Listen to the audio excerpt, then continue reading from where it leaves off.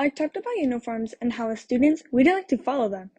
Now, how about I talk about stories from this school? Now, this was the first grade, and your girl made her first big moment in elementary life. I entered the wrong classroom. My mom had to come get me and put me in the right classroom. There was this boy we'll call JP. Now, JP was your typical class clown who was also a chatterbox. Now, in elementary, there were no lockers. In your classroom, you had cubbies. So because he was a chatterbox, he was placed in the back alone to do his work. Until we hear a random, Miss?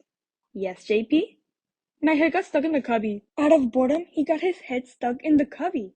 I remember watching my teacher panic and trying to get his head out. Back in the second grade, my teacher was young.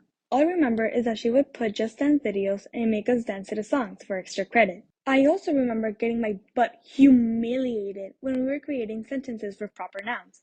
A girl when presenting said out loud, Miranda laughed so hard she turns red like a tomato. I immediately turned red and had the attention on me. Third grade was fun. I remember that I was trying to be cool when I found this random needle on the floor. I then impaled the needle onto my hand, but only on the skin so it will look like it's inside.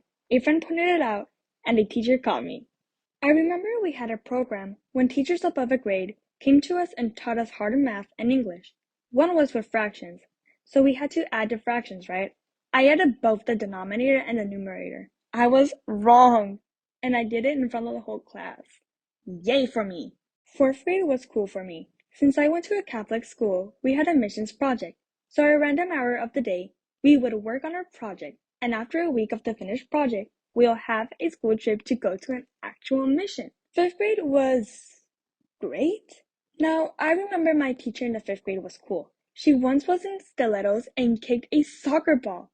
We were shocked, and she goes, What? Haven't you seen a woman in high heels kick a ball before?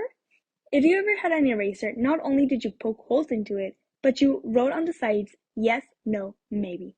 You would play with your eraser like an 8 ball and ask random questions like, is Juan and Julia getting married in the future? Oh my gosh, no way! TikTok made its impact in 5th grade. The Visco Girls, Crunchies, Hydro Flask, Charlie, Dunkin', Starbucks. Suddenly, I'm walking to my gate and I see people crying. I thought they were over-exaggerating the 2 weeks.